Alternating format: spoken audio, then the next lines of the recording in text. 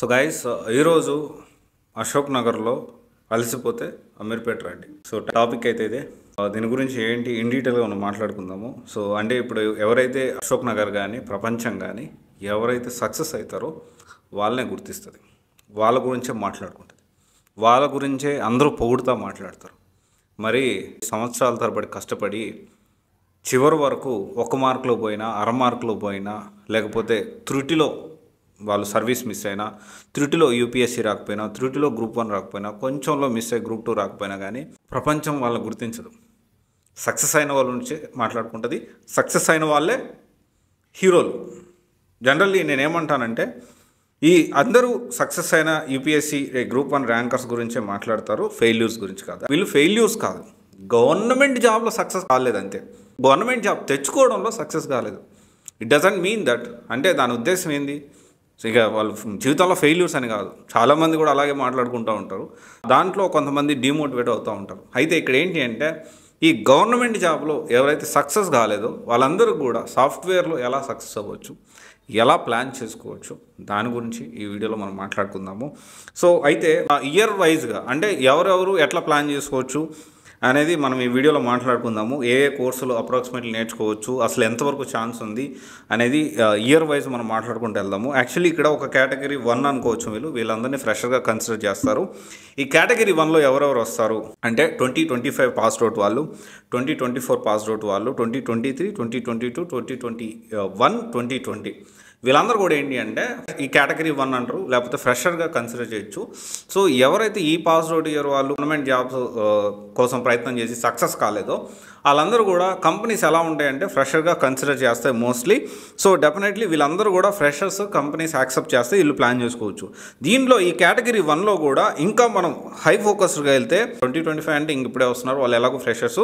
దాంతోపాటు 24, 23, 22 passed out year వాళ్ళు ఎవరైతే ఉన్నారో వీళ్ళందరూ కూడా ఏంటి అంటే డైరెక్ట్గా ఒక మంచిగా ఇప్పుడు మీరు ఎప్పుడైతే ఫ్రెషర్గా వచ్చినట్టే అనుకోండి, ఒక కోర్స్ నేర్చుకొని ఏదో ఒక ఇన్స్టిట్యూట్కి వెళ్ళి ఒక మంచి కోర్సెస్, ఆ కోర్సెస్ ఏంటి అనేది కూడా మనం ఇప్పుడు డెఫినెట్లీ మాట్లాడుకుందాము. సో వాళ్ళ కోర్సెస్ నేర్చుకొని వాళ్ళు ప్లాన్ చేసుకోవచ్చు డైరెక్ట్ ఎనీ కోర్సెస్ అనేది వాళ్ళు ప్రాపర్గా వాళ్ళ బ్యాక్గ్రౌండ్ బట్టి వాళ్ళు ఎంతవరకు నేర్చుకోగలుగుతారు అన్నింటినీ బేరీజ్ వేసుకొని వాళ్ళు ఖచ్చితంగా అది ప్లాన్ చేసుకోవచ్చు. తర్వాత వచ్చేసి 21, 20 వీళ్ళు కొంచెం ఏంటి అంటే ఇప్పుడు ఇక్కడ వీళ్ళు ఫ్రెషర్గానే ఉంటారు, ఈ కేటగిరీ 1 కిందకే వస్తారు. కానీ ఇంకా సబ్ కేటగిరీ గురించి మనం మాట్లాడుకుంటే ఈ 2021, 2020, 2021 ఇద్దరు ఏంటి అంటే ఈ 2 పాస్డ్ అవుట్ ఇయర్స్ వాళ్ళు ఇర్రెస్పెక్ట్ ఆఫ్ సాఫ్ట్వేర్ అందరినీ యాక్సెప్ట్ చేస్తుంది. సో మీరు బీటెక్ చేశారా, డిగ్రీ చేశారా, లేకపోతే ఓపెన్ డిగ్రీ చేశారా, లేకపోతే మీరు బీఫార్మసీ చేశారా, లేకపోతే బీబీఏ చేశారా, ఇట్ డజంట్ మ్యాటర్. అందరినీ కూడా సాఫ్ట్వేర్ యాక్సెప్ట్ చేస్తుంది. కాకపోతే ప్రాపర్ కోర్సు, మంచి కోర్సు, మనకు సూట్ అయ్యే కోర్సు నేర్చుకోవాలి. సో అయితే ఇక్కడ దీనికి సంబంధించి 21, 20 విషయం చూసుకుంటే వీళ్ళు ఏంటి అంటే వీళ్ళకి ఫ్రెషర్గా ఛాన్సెస్ ఉంటాయి, బట్ అన్ని కంపెనీస్ మన ఆ ఛాన్సెస్ ఇవ్వకపోవచ్చు. సో వీళ్ళు ఏం చేయాలంటే ఇంటర్న్షిప్ ద్వారా పోర్ట్ఫోలియో బిల్డ్ చేసుకొని వీళ్ళు లింక్డ్ఇన్ ప్రొఫైల్, గిట్హబ్ ప్రొఫైల్ చాలా ఇంపార్టెంట్. సో దీంట్లో వీళ్ళు యాక్టివ్గా ఉంటూ వీళ్ళు పోర్ట్ఫోలియో బిల్డ్ చేసుకొని డెఫినెట్లీ వీళ్ళు ఇది ప్లాన్ చేసుకోవచ్చు. అండ్ తర్వాత విషయం చూసుకుంటే కేటగిరీ 2 కిందకు చూసుకుంటే 2019, 18, 17 సో వీళ్ళందరూ కేటగిరీ 2 కిందకు వస్తారు. సో వీళ్ళందరూ కూడా ఏంటి అంటే వీళ్ళు ఖచ్చితంగా వీళ్ళకి 3 ఛాన్సెస్ అయితే ఉంటాయి. ఏదో ఫ్రెషర్గా చాలా తక్కువ, ఒక 30% ఛాన్సెస్ ఉంటుంది, 30 to 40%. అండ్ ఇంటర్న్షిప్ ద్వారా వెళ్ళడానికి ఇంకొక 30% అనుకోవచ్చు. అంటే ఓవరాల్ 60 to 70% ఫ్రెషర్గా, లేకపోతే ఈ ఇంటర్న్షిప్ ద్వారా మళ్ళీ ఫ్రెషర్గా పోర్ట్ఫోలియో బిల్డ్ చేసుకుని, లేదంటే వీళ్ళు కొంత ఎక్స్పీరియన్స్ పెట్టుకొని ప్లాన్ చేసుకోవాల్సి ఉంటుంది. తర్వాత 2016, 15, 14, 13 గురించి మనం మాట్లాడుకుందాం. ఫ్రెషర్స్కి విషయం చూసుకుంటే ఫ్రెషర్స్ కంప్లీట్ అయిపోయింది కదా. సో ఫ్రెషర్స్ అంటే 2025, 2024, 2023, 2022, 2021 అండ్ 2020, 2019 వీళ్ళ వరకు ఎక్కువగా ఫ్రెషర్గా జాబ్ వచ్చేదానికి ఛాన్సెస్ ఉంటుంది. ఎలాంటి కోర్సులు వీళ్ళు నేర్చుకోవచ్చు అంటే ఎనీ కోర్స్, ఏదైనా కోర్స్ మార్కెట్లో ఉన్నది నేర్చుకోవచ్చు. మనం చూసుకుంటే for example Java full stock నేర్చుకోవచ్చు, జెన్ఏఐ నేర్చుకోవచ్చు, డేటా అనలిస్ట్ నేర్చుకోవచ్చు, డేటా సైన్స్ నేర్చుకోవచ్చు, డాట్ నెట్ ఫుల్ స్టాక్ నేర్చుకోవచ్చు, టెస్టింగ్ విత్ ఏఐ నేర్చుకోవచ్చు, యూఐ/యూఎక్స్ నేర్చుకోవచ్చు, సైబర్ సెక్యూరిటీ నేర్చుకోవచ్చు, డిజిటల్ మార్కెటింగ్ నేర్చుకోవచ్చు, క్లౌడ్ కంప్యూటింగ్ నేర్చుకోవచ్చు, అండ్ ఎంబెడెడ్ సిస్టమ్స్ కూడా వీళ్ళు నేర్చుకోవచ్చు. వీటిలో ఏంటి అంటే based on irrespective any course వీళ్ళు నేర్చుకోవచ్చు. కాకపోతే ఏంటి అంటే వీళ్ళకి సూట్ అయ్యేది లైక్ బ్యాక్గ్రౌండ్ చెక్ చేసుకోవాలి. ఓకే, బ్యాక్గ్రౌండ్ చెక్ చేసుకోవాలి, వీళ్ళ పర్సంటేజ్ ఎంత ఉంది, and at the the same time coding వీళ్ళకి ఎంత లెవెల్ వరకు వీళ్ళు కోడింగ్ తీసుకోగలుగుతారు, నేర్చుకోగలుగుతారు, దాన్ని మనం ఖచ్చితంగా కన్సిడర్ చేసుకోవాలి.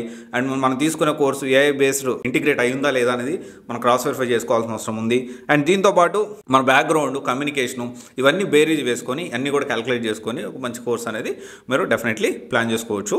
తర్వాత వచ్చేసి ఈ 21-20 వాళ్ళు ఇంటర్న్షిప్ ద్వారా చేసుకోవచ్చు. వీళ్ళు ఎలాంటి కోర్సులు అంటే మనం చూసుకుంటే క్లౌడ్ కంప్యూటింగ్ 2021, 2020, 2019 ఎక్స్క్లూజివ్గా data science, data analyst, testing, gen AI, Java full stack, cloud computing, cyber security ఇవి వీళ్ళు నేర్చుకోవచ్చు. 2019 వాళ్ళు ఏంటి అంటే either they can go as experience candidate or as a fresher. రెండింటికి వెళ్ళడానికి ఈ 2019 వాళ్ళకి 2018 వాళ్ళకి ఛాన్స్ ఉంది. ఎస్పెషల్లీ 2019 వాళ్ళకైతే ఈ ఛాన్స్ అయితే ఎక్కువగా ఉంటాయి. అండ్ 2018, 17, 16, 15 విషయం చూసుకుంటే వీళ్ళందరూ కూడా ఏంటి అంటే టూల్స్ సైడ్ వీళ్ళు వెళ్ళొచ్చు. లైక్ ఎలాంటి టూల్స్ అంటే టెస్టింగ్, జావా సెలీనం టూల్స్ ప్లాన్ చేసుకోవచ్చు, డెవ్సెకాప్స్ ప్లాన్ చేసుకోవచ్చు. ఇప్పుడు డెవాప్స్ అప్డేటెడ్ వర్షన్ డెవ్సెకాప్స్ అవుతుంది. అండ్ డెల్భూమి ప్లాన్ చేసుకోవచ్చు, స్నాప్ లాజిక్ ప్లాన్ చేసుకోవచ్చు, and cloud computing and sales force plan చేసుకోవచ్చు, మ్యూల్సాఫ్ట్. సో ఇలా ఇంకా చాలా టూల్స్ అయితే ఉన్నాయి. వర్కేటో కొంత ఇంపాక్ట్ ఉండొచ్చు ఫ్యూచర్లో, బట్ ప్రజెంట్ అయితే ఓకే. బట్ ఇవన్నీ ఏంటి అంటే ఎక్స్పీరియన్స్ క్యాండిడేట్గా వెళ్ళడానికి అవకాశాలు ఉంటాయి. సో ఇవి వీళ్ళు కొంతవరకు ప్లాన్ చేసుకోవడానికి ఆపర్చునిటీస్ ఉంటుంది. అండ్ తర్వాత వచ్చేసి ఈ 2019 అంటే ఈ ఫ్రీ కెరియర్ కౌన్సిలింగ్ అనేది 2025 నుంచి 2019 వరకు మాత్రమే ఫ్రీ కెరియర్ కౌన్సిలింగ్ అయితే ప్రొవైడ్ చేస్తున్నాము. అంటే తర్వాతది చేయాలంటే తర్వాత కూడా చేస్తున్నాము. బట్ ఏంటి అంటే కంపారిటివ్లీ అవకాశాలు కూడా 2018, 17 నుంచి తక్కువ ఉంటాయి కాబట్టి వాళ్ళు మోస్ట్లీ ఏంటి అంటే ఎక్స్పీరియన్స్ క్యాండిడేట్ లాగా వెళ్ళాల్సి ఉంటుంది. సో దానికి రిస్కులు కూడా అలాగే ఉంటాయి. సరే, ఫైనల్లీ 2016, 2015, 2014, 2013 వాళ్ళ పాస్ అవుట్ వాళ్ళ గురించి ఇంకా అంతకు మించి వెళ్తూ ఉంటే ఆపర్చునిటీస్ అనే వాళ్ళకి చాలా తక్కువ ఉంటాయి. అండ్ ఒకవేళ ఇంత కెరియర్ గ్యాప్ ఉంటే సాఫ్ట్వేర్కి రాకపోవడం మంచిది. This is my sincere advice. ఎందుకంటే ఖచ్చితంగా చాలా ఎక్స్పీరియన్స్ పెట్టి వెళ్ళాల్సి వస్తుంది. ఆ ఎక్స్పీరియన్స్ కూడా ఇప్పుడు ఎలా ఉందంటే ఈ బ్యాక్గ్రౌండ్ వెరిఫికేషన్ కొంచెం గట్టిగా జరుగుతూ ఉంది. So and at the same time ఇంత కెరియర్ గ్యాప్ వచ్చినప్పుడు అప్పటి నుంచి మనం ఏం చేసాము అంటే గవర్నమెంట్ జాబ్ నేను ప్రిపేర్ అయ్యానంటే సో మోస్ట్లీ కంపెనీస్ యాక్సెప్ట్ చేయకపోవచ్చు. ఎందుకంటే సో అప్పటి నుంచి కూడా గ్యాప్ లేకుండా వర్క్ చేసే వాళ్ళని కొంచెం కంపెనీ ఎక్కువగా ప్రిఫర్ చేస్తుంది. జనరల్గా ఫ్రెషర్గా ఎప్పుడు కన్సిడర్ 2 to 3 years వరకు ఇన్ జనరల్ ప్రతి కంపెనీ ఫ్రెషర్గా కన్సిడర్ చేస్తాయి. అందుకే నేను స్టార్టింగ్లో చెప్పాను కదా 23, 24, 22, 20 వాళ్ళకి ఎక్కువ ఆపర్చునిటీస్ ఫ్రెషర్గా కన్సిడర్ చేస్తారు. వాళ్ళు ప్లాన్ చేసుకోవచ్చు. 125 వచ్చారంటే మళ్ళీ ఈ 22 వాళ్ళకి అవకాశాలు కొంచెం తగ్గేదానికి ఛాన్సెస్ ఉంటాయి. సో ఎనీవే నేనేమంటున్నానంటే అశోక్ నగర్లో అలసిపోయారు, అమీర్పేట రండి. అమీర్పేట కాకపోతే మాదాపూర్ వెళ్ళండి, లేకపోతే కేపీహెచ్పి వెళ్ళండి. మీరు భయపడాల్సిన అవసరం లేదు.